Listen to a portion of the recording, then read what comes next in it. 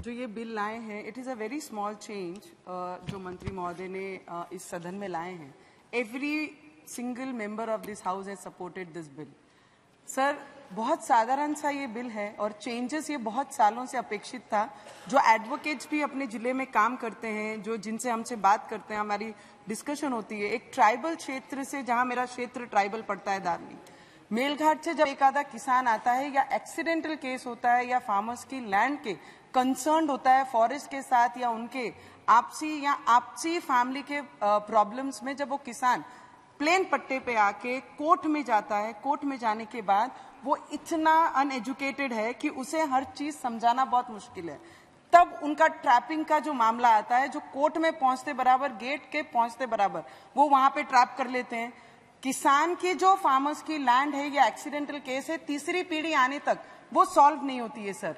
पर उसके केस का निर्णय जब लगेगा, पर वो जो एक आधी एकड़ उनके पास रहती है वो भी बिकने की बारी आ जाती है, तब तक उसका कोई निर्णय नहीं लगता. और उसको तारीख पे तारीख दिलाने वाला जो ये इमीडिएटर, जो दलाल वहां पे गेट पे बैठा रहता है, जो आते बराबर उन्हें ट्रैप कर लेता है, इसको हटाने का जो बिल लाया गया है दी बेस्ट है. क्योंकि एडवोकेट से बात करते हुए, क्योंकि नया जब एडवोकेट कोर्ट में आता है तो उसे 2-2.5 साल लगते हैं अपनी सोशलाइट बना के लोगों तक अपना संपर्क करना.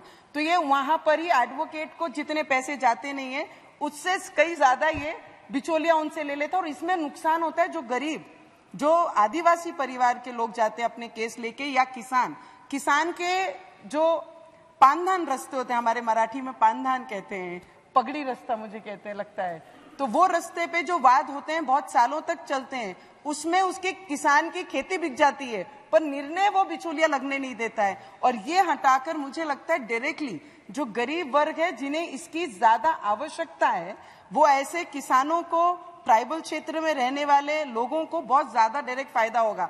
सर, एक और प्रॉब्लम देखी गई है जब हमने सभी एडवोकेट से बात की कि majorly problems what you find when these poor people, needy people come to you, they say we cannot help them in any which ways. I said why you cannot help them? तो उन्होंने ये साफ कहा है, अगर हमारी मंशा भी रहती है कि गरीब महिला कोई अपनी फैमिली कोर्ट में आती है, फैमिली को इशू लेकर आती है, या एक्सीडेंटल में किसी का हस्बैंड गुजर जाता है, तो उन्हें इंश्योरेंस के पैसे मिलने चाहिए. उसके लिए अगर हमें उन्हें डायरेक्ट मदद भी करना है, पर बिचौलिया पहले ही आके बोल देता है कि एडवोकेट साहब इन्हें मदद नहीं करना है, आपने अपने पैसे जो चार्ज करते हैं उससे इतना बढ़ाकर चार्ज करना. अगर 50 मेरा है तो 1.5 आपने चार्ज करना है, उसके कम आपने चार्ज नहीं करना. तो advocate also becomes helpless sir.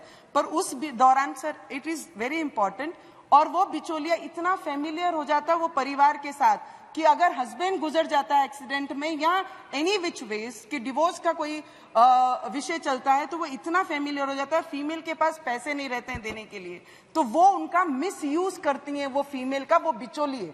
तो ये बिल लाकर, अमेंडमेंट लाकर, मुझे लगता है ऐसे परिवारों को, ऐसे किसान को, जरूरतमंदों को, जिनके केस कोर्ट में चल रहे हैं और जिनके कारण, बिचौलियों के कारण बहुत ज्यादा नुकसान डायरेक्टली ये गरीब लोगों को होता है, और ये लाकर मुझे लगता है उनको डायरेक्ट फायदा हमारे मंत्री महोदय पहुंचा रहे. इसके लिए आपका दिल से बहुत बहुत धन्यवाद करती हूँ. और we support this bill. Thank you. धन्यवाद श्री संतोष पांडे जी.